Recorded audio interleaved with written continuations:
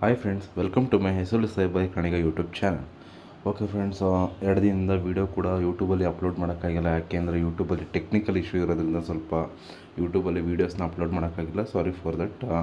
Okay, ಇವಾಗ ಇವತ್ತಿನ ವೀಡಿಯೋದಲ್ಲಿ ನಾನು ಏನು ತಿಳಿಸ್ಕೊಡ್ತಾ ಇದ್ದೀನಿ ಅಂದರೆ IDBI ಅನ್ನೋ ಒಂದು ಬ್ಯಾಂಕಿಂದು ಅಪ್ಲಿಕೇಶನ್ ಯಾವ ರೀತಿ ಹಾಕೋದು ಮತ್ತು ಆ ಬ್ಯಾಂಕ್ ಅಪ್ಲಿಕೇಶನ್ಗೆ ಏನೇನು ಎಲಿಜಿಬಿಲಿಟಿ ಆಗಿರುತ್ತೆ ಅದನ್ನು ತಿಳಿಸ್ಕೊಡ್ತಾ ಇದ್ದೀನಿ ಫ್ರೆಂಡ್ಸ್. ಓಕೆ, ಮೊದಲನೇದಾಗಿ ಇಲ್ಲಿರುತ್ತೆ ನೋಡಿ, ಕರ್ನಾಟಕ ಕೆರಿಯರ್ಸಲ್ಲಿ IDBI ಬ್ಯಾಂಕಿಂಗ್ನಲ್ಲಿ 1300ಕ್ಕೂ ಹೆಚ್ಚು ಹುದ್ದೆಗಳು ಬಂದ್ಬಿಟ್ಟು ಭರ್ತಿ ಮತ್ತು ಖಾಲಿ ಇದೆ. ಓಕೆ, ಈ ಬ್ಯಾಂಕ್ನಲ್ಲಿ ಏನೇನು ಸೌಲಭ್ಯಗಳು ಮತ್ತು ಏನೇನು ಬೆನಿಫಿಟ್ಸ್ಗಳಿದೆ ಮತ್ತು ಯಾವ ಸ್ಕೀಮು ಇದು ಮತ್ತು ಏನಿದ್ರ ಬಗ್ಗೆ ಅಂತ ಡೀಟೇಲ್ಸ್ ಕೂಡ ತಿಳಿಸ್ಕೊಡ್ತಾ ಇದ್ದೀನಿ. ಓಕೆ, ಮೇಲ್ಗಡೆದಾಗಿ ನಿಮಗೆ ಲಿಂಕ್ ಕೂಡ ಕಾಣಿಸ್ತಾ ಇರ್ಬೋದು. ಆ ಲಿಂಕ್ನ ನೀವು ಕಾಪಿ ಮಾಡಿ ಪೇಸ್ಟ್ ಮಾಡಿದ್ರೆ ನೀವು ವೆಬ್ಸೈಟ್ಗೋಸ್ಕರ ಡೈರೆಕ್ಟಾಗಿ ಹೋಗ್ತೀರಾ. ಮತ್ತು ಅರ್ಜಿ ಸಲ್ಲಿಸೋಕ್ಕೆ ಮಾರ್ಚ್ 8 ಬಂದ್ಬಿಟ್ಟು ಮಾರ್ಚ್ ಆರಂಭ ಆಗಿದೆ. ಓಕೆ, ಮಾರ್ಚ್ 8ರಲ್ಲಿ ಬಂದ್ಬಿಟ್ಟು ಅಪ್ಲಿಕೇಶನ್ ಆರಂಭ ಆಗಿದೆ. ಮತ್ತು ಅರ್ಜಿ ಸಲ್ಲಿಸೋಕ್ಕೆ ಕೊನೆಯ ದಿನಾಂಕ ಬಂದ್ಬಿಟ್ಟು ಮಾರ್ಚ್ 19 ಆಗಿರುತ್ತೆ. ಆದಷ್ಟು ಎಲ್ಲರೂ ಕೂಡ ಬೇಗ ಅಪ್ಲೈ ಮಾಡಿ. ಮತ್ತು ಇದು ಎಲ್ಲ ಕ್ಯಾಟಗರೀಸು ಅಪ್ಲೈ ಮಾಡ್ಬೋದು. SC ST ಆಗಿರ್ಬೋದು, ಮತ್ತು ಜನರಲ್ಸ್ ಆಗಿರ್ಬೋದು, OBC ಆಗಿರ್ಬೋದು, ಮತ್ತು EWS ಆಗಿರೋಂಥ ಅದರ್ ಕ್ಯಾಟಗರೀಸ್ ಆಗಿರ್ಬೋದು, ಎಲ್ಲರೂ ಕೂಡ ಅಪ್ಲೈ ಮಾಡ್ಬೋದಾಗುತ್ತೆ ಫ್ರೆಂಡ್ಸ್. ಓಕೆ, ಅಲ್ಲಿ ಲಿಂಕ್ ಬಂದ್ಬಿಟ್ಟು ನನಗೆ ಆಲ್ರೆಡಿ ಅಲ್ಲಿ ಡಿಸ್ಕ್ರಿಪ್ಷನಲ್ಲಿ ಕೊಟ್ಟಿದ್ದಾರೆ. ಮತ್ತು ಆಲ್ರೆಡಿ ಆ ವೆಬ್ಸೈಟಲ್ಲಿ ಕೂಡ ಇರೋದ್ರಿಂದ ನಾನು ಜಸ್ಟ್ ಅಪ್ಲೈ ನೋ ಅಂತ ಕ್ಲಿಕ್ ಮಾಡಿದ್ರೆ ಡೈರೆಕ್ಟ್ ಕೂಡ ಅಪ್ಲಿಕೇಶನ್ಗೆ ಹೋಗ್ಬೋದಾಗಿರುತ್ತೆ ಫ್ರೆಂಡ್ಸ್.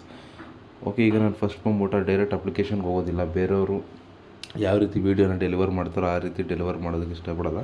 ಓಕೆ, ಮೊದಲನೇದಾಗಿ ನಿಮಗೆಲ್ಲ ಕೂಡ ಇನ್ಫಾರ್ಮೇಷನ್ ಆಗಿರ್ಬೋದು ಮತ್ತು ನೋಟಿಸ್ ಮುಖಾಂತರ ಏನೇನು ಕೊಟ್ಟಿದ್ದೀರ ಅನ್ನೋದನ್ನು ತಿಳಿಸೋದಕ್ಕೆ ಇಷ್ಟಪಡ್ತೀನಿ ಫ್ರೆಂಡ್ಸ್.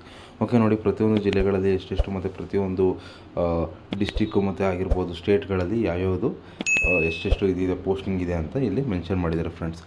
ಓಕೆ, ನೆಕ್ಸ್ಟ್ ಬಂದ್ಬಿಟ್ಟು ಇದರಲ್ಲಿ ಸುಮಾರು ಗೈಡ್ಲೈನ್ಸ್ ಇದೆ. ಅದು ನಮಗೆ ಬೇಕಾಗಿಲ್ಲ. ಜಸ್ಟ್ ನಮಗೇನು ಅಂದರೆ ಎಲ್ಲೆಲ್ಲಿ ಎಷ್ಟು ಪೋಸ್ಟಿಂಗ್ ಇದೆ ಮತ್ತು ಯಾವಾಗ ಎಂಡ್ ಡೇಟು, ಯಾವಾಗ ಲಾಸ್ಟ್ ಡೇಟು, ಮತ್ತು ಯಾವ ಕ್ಯಾಟಗರಿಯವ್ರಿಗೆ ಮತ್ತು ಎಷ್ಟು ಫೀಸು, ಇಷ್ಟು ಮಾತ್ರ ನಮಗೆ ಎಲಿಜಿಬಿಲಿಟಿ ಡೀಟೇಲ್ಸ್ ಆಗಿರುತ್ತೆ ಫ್ರೆಂಡ್ಸ್. ಓಕೆ, ಇವಾಗ ನಾನು ಅದನ್ನೆಲ್ಲ ನಿಮಗೆ ಡೀಟೇಲಾಗಿ ಹೇಳ್ತಾ ಇದ್ದೀನಿ. ಓಕೆ, ಇವಾಗ ಅಟ್ ಪ್ರೆಸೆಂಟ್ ಬಂದ್ಬಿಟ್ಟು ಇದಕ್ಕೆ ಪೇಮೆಂಟ್ ಕೂಡ ಇರುತ್ತೆ. ಬಟ್ SC ST ಅವ್ರಿಗೆ ಕಮ್ಮಿ ಇರುತ್ತೆ. ಮತ್ತು OBC ಮತ್ತು ಜನರಲ್ ಕ್ಯಾಟಗರಿ ಅವ್ರಿಗೆ ಆವ್ರೇಜ್ ಆಫ್ 500 ಇಲ್ಲಾಂದರೆ 700 ಪೇಮೆಂಟ್ ಕೂಡ ಇರುತ್ತೆ ಫ್ರೆಂಡ್ಸ್. ಓಕೆ, ಈಗ ನಾನು PDF ತಿಳ್ಕೊಂಡಿರೋ ಮಾಹಿತಿ ಪ್ರಕಾರ ಎಲ್ಲ ಕೂಡ ಡೀಟೇಲ್ಸ್ ಕೂಡ ಇಲ್ಲಿ ಫಿಲ್ ಆಗಿರೋಂಥ ಡೀಟೇಲ್ಸ್ ಕರೆಕ್ಟಾಗಿದೆ ಅಂತ. ಓಕೆ, ಪ್ರೀವಿಯಸ್ ಬಂದ್ಬಿಟ್ಟು ತಿರ್ಗಿ ಈಗ ನಾನು ಅದೇ ಪೇಜಿಗೆ ಬಂದಿದ್ದೀನಿ. ಯಾಕೆಂದರೆ ಆ ಡೀಟೇಲ್ಸ್ ಬಂದ್ಬಿಟ್ಟು ನಾನು ವೆರಿಫೈ ಮಾಡೋದಕ್ಕೆ.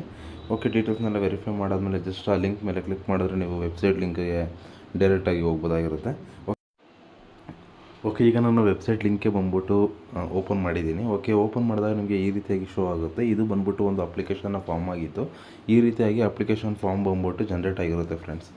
ಓಕೆ, ಇದರಲ್ಲಿ ಬೇಸಿಕ್ ಡೀಟೇಲ್ಸ್ ಆಗಿರ್ಬೋದು, ಮತ್ತು ಫೋಟೋ ಮತ್ತು ಸಿಗ್ನೇಚರ್ ಆಗಿರ್ಬೋದು, ಮತ್ತು ನಿಮ್ಮ ಕ್ವಾಲಿಫಿಕೇಷನ್ ಡೀಟೇಲ್ಸ್ ಆಗಿರ್ಬೋದು, ಮತ್ತು ಪ್ರಿವ್ಯೂ ಆ್ಯಂಡ್ ಸಬ್ಮಿಟ್ ಆಗಿರ್ಬೋದು, ಮತ್ತು ಅಪ್ಲೋಡ್ ಡಾಕ್ಯುಮೆಂಟ್ಸ್ ಆಗಿರ್ಬೋದು, ಮತ್ತು ಲಾಸ್ಟಲ್ಲಿ ಪೇಮೆಂಟ್ ಆಗಿರ್ಬೋದು. ಇಷ್ಟು ಕೂಡ ಅಪ್ಲಿಕೇಶನ್ನ ಒಂದು ಫ್ಲೋ ಚಾರ್ಟ್ ಆಗಿರುತ್ತೆ ಫ್ರೆಂಡ್ಸ್.